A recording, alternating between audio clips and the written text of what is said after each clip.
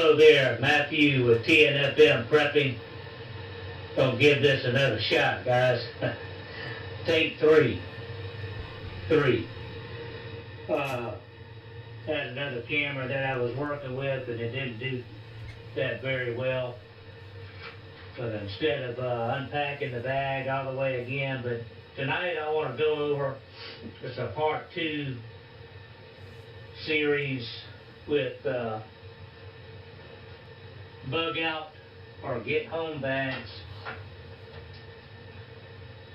here in the office. My partner in crime and I are getting ready to do some videos on basic survival series, a 5-video series that we're working on, anything from basic survival to hunting, a little bit about bushcraft, but it's been a lengthy process.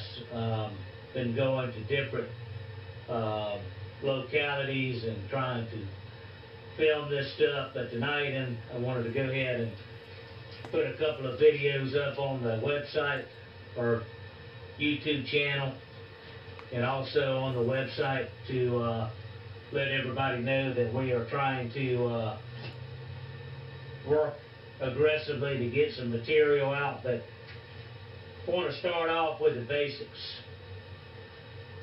Okay, and the basics of prepping and getting prepared is to have utilities like a food storage lot, kind of like what you see here. Having your food storage, basic food preps. This is a 72-hour survival kit. Has your basic breakfast, lunch, and dinner entrees for one person for 72 hours. It's 1,660 calories per day. And I've got the bigger bucket lots from Spice Queen Foods that I advertise on the website. Got them on the shelf there. They're not real friendly getting out, but these buckets, as you see right here, this pail contains 150 servings. It's got 12 entrees of oatmeal, multi-grain cereal, chicken soup, grandpa's chili, stroganoff, hard-boiled rice, 20 servings, an orange drink beverage, which is 12 servings of that. It's got bonus 250 servings of salt and pepper additive, honey, creamy wheat, rich potato soup, enchilada rice and bean soup, a pasta entree, 6 of them, pre-cooked pinto beans, and another 12 servings of fruit punch. And I've got several of these, 4 of these 150 bucket containers. 150 servings is a pretty good bit per bucket. That's why I advocate this 20-year storage life. 25 if you have a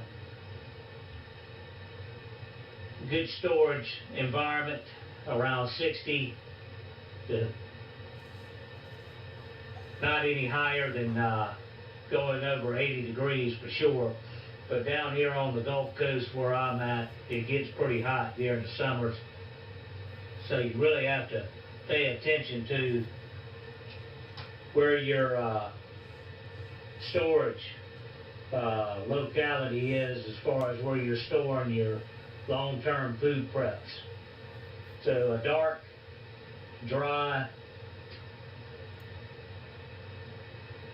controlled environment as far as air conditioner, and here in the office I've got a dehumidifier, so I keep it in the corner where it can maximize the storage life and freshness of the contents inside each one of these survival buckets here.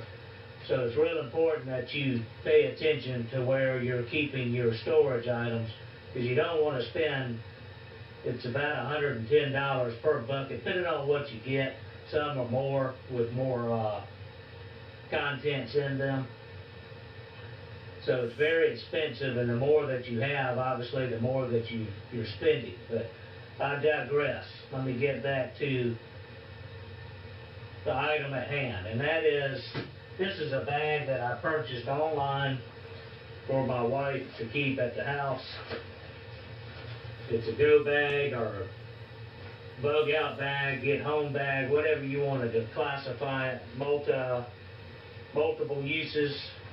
Got several compartments in these bags. First item that everyone should have, that I feel, because you can only go 2 days without water, is a life straw. They're about $20 a piece online or at Academy. They filtrate about 1,000 liters per straw.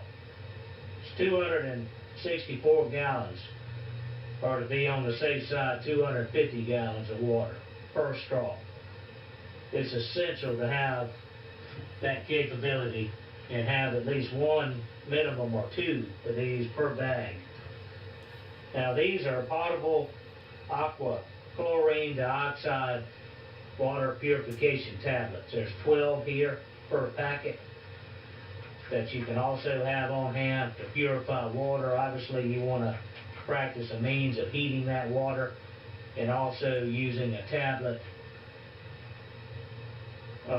pure whatever container you're using. One of these tablets will treat up to 50 gallons of water in this particular packet.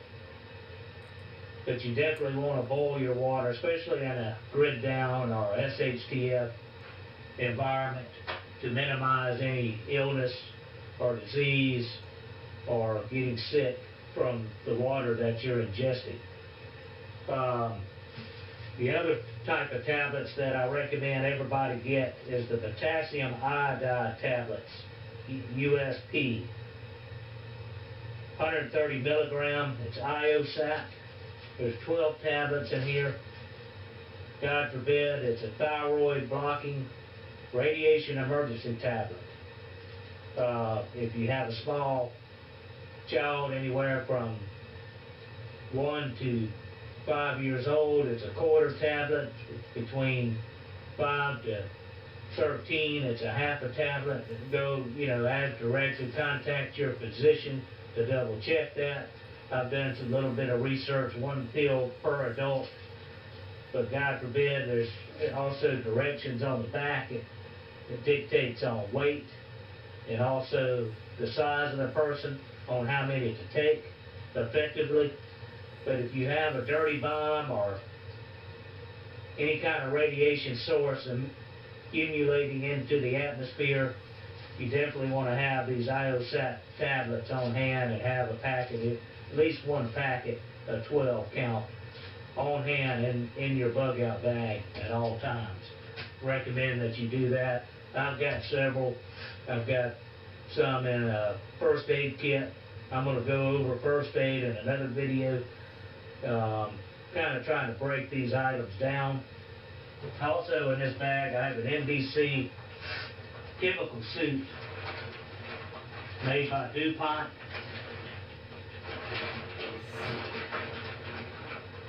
You can buy these online.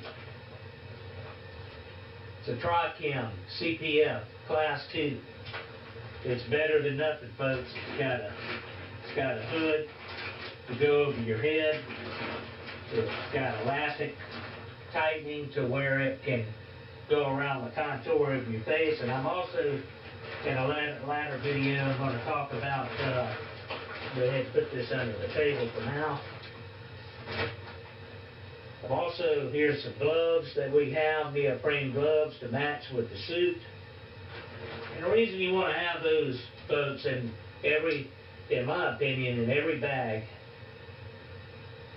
is for protection, as far as just as taking one of these, having some kind of exposure resistance for a grid down, irradiated atmosphere environment.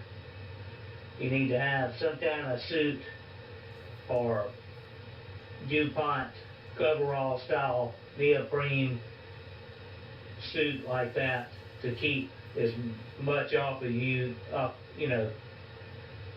particles off of you as possible.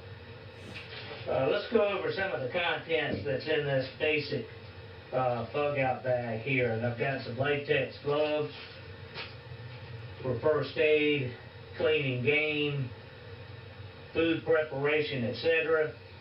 Got a signal SOS whistle with compass. You've got a 1 to 4 person family standard first aid kit. This has everything from a cold pack, safety pins, dressing gauze, standard bandages. You've got medications in here as far as regular pain medications, 200 milligram ibuprofen, 500 milligrams of regular pain medication, antihistamine, 25 milligrams. So this is something basic. It doesn't cover all first aid needs, obviously, but it's better to have something in case you have a small minor abrasion cut amongst your group. This also is lightweight, so it doesn't bog down the bag and restrain you in weight. Now I've got these 2 items here. I'm also going to be, which I recommend everybody doing, buying a couple of Bic lighters for fire starting capability. Just as important as water purification and water, it's just as important to have fire starting material, especially if you're on foot, on the go, in a grid down SHTF situation and you need to get yourself warm, prepare food, as I said before, heat up your water to use these purification tablets.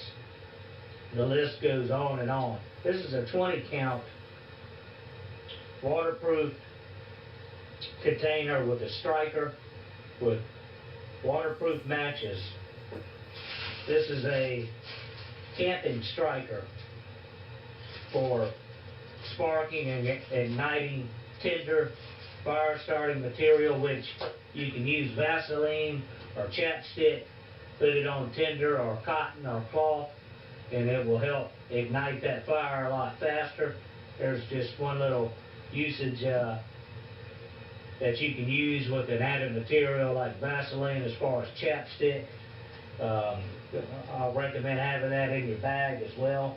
I do have that in my go bag, but this is just a basic keeping the house close in case there's a general emergency that you have to move quickly with. Got 3 ponchos, emergency ponchos, lightweight, reusable ponchos in this bag. Chem sticks, very important, very important. Can't talk tonight for some reason. I've got 2 in this bag, and I've got 4 in this go bag here. These are very important for extra lighting, for signaling, locating a person in your group. Here's an emergency shelter that I ordered online. It was only $10. It's a 20-foot, 8 by 5 foot, 20-foot cord, 8 by 5 foot rectangular tent style shelter that you can erect quickly.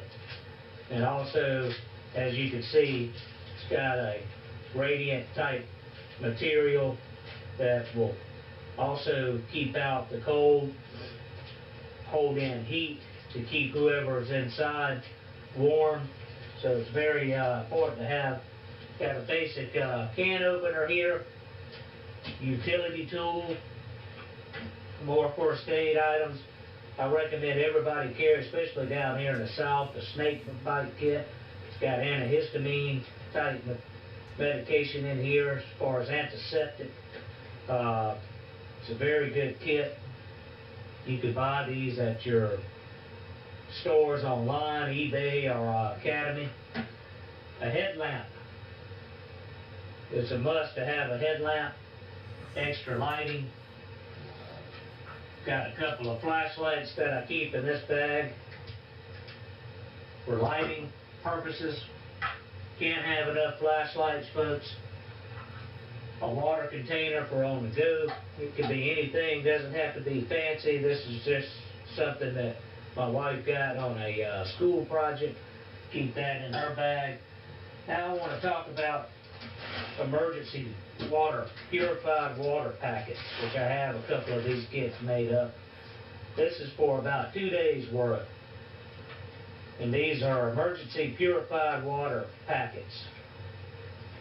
Each one is about 4 fluid ounces, 125 milliliters, which isn't a lot, but sparingly used in an emergency situation, it will be better than nothing.